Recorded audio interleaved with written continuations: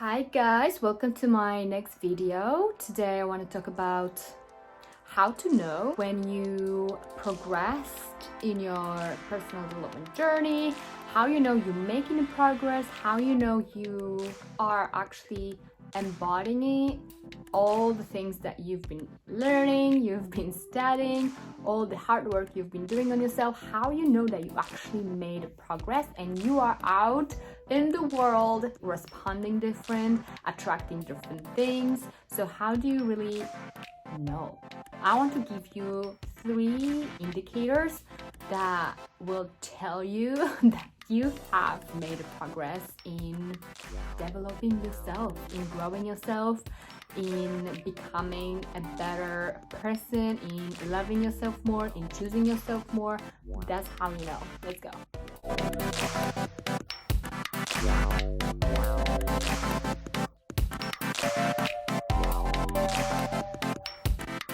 First things first, I'm having a new tools, so I'm interested if the sound be better or the same. You want to ask yourself a question: what type of people are you allowing into your life? That's the first thing, right? Because when you first started working on yourself, you realized, okay, yeah, you have some toxic people around you. You maybe were in a toxic relationship, maybe you had toxic friends, and you were pleasing them too much. You were just settling for them. You were not choosing yourself at all. Since then, probably you have progressed, or you're working through it, whatever the situation is. But now it's all about you, because you are the person in charge of who comes into your life, who's in it, and who is not in it. Is this person driving me forward? Is this person in alignment with what my core values are? Is the person respecting my values? Is every single conversation you have with the person is actually uplifting?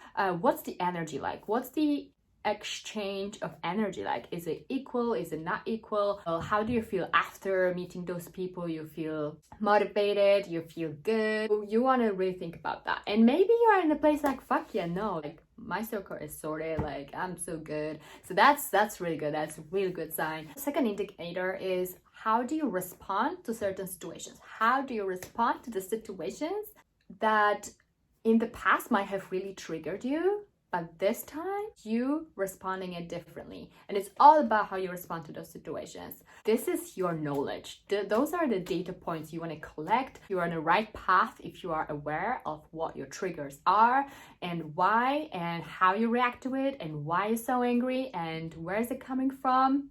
Oh my god, girl, like you are on the right path. So maybe you set your boundaries, you have your values, but still you find yourself in situations where people might draining you in some way. There are so many different situations that you don't realize, damn, that was the moment where I was supposed to say no, but I didn't. And why? Sometimes it's like hard to realize, okay, is this moment? But basically what you want to do, you want to always check in with yourself before agreeing to anything, before saying anything to someone. Like, you always want to check in with yourself, and you can do it like within a second. It's like it takes like 2 seconds. Like, you can just take a breath and breathe out, and you already know. So if this is still happening to you, you have to look for loopholes. You have to look for the loopholes that there might be some leaks in your boundaries, and there might be small situations where you missed it, that you actually didn't stand by the boundary. If it's not easy, the best cure for that is unavailability. Make yourself unavailable. That's the secret sauce, and that's it. But here comes the problem: when you actually want something, whatever it might be. Even if you think this is your way of getting something that you need in your life or you want in your life, it's not aligned with you, because it's draining you. It's not beneficial for your well-being, your soul, the way you feel. Know that there are always so many other options, so many other available routes other people who would be more aligned with you. Like there's always so many things available, but it happened to me this year too. I limited myself and I fixed my mind into something that I was like, there is no other way. There is no other way. I have to. Yeah. So that happened. I had to like rewire. I was like, whoa, man.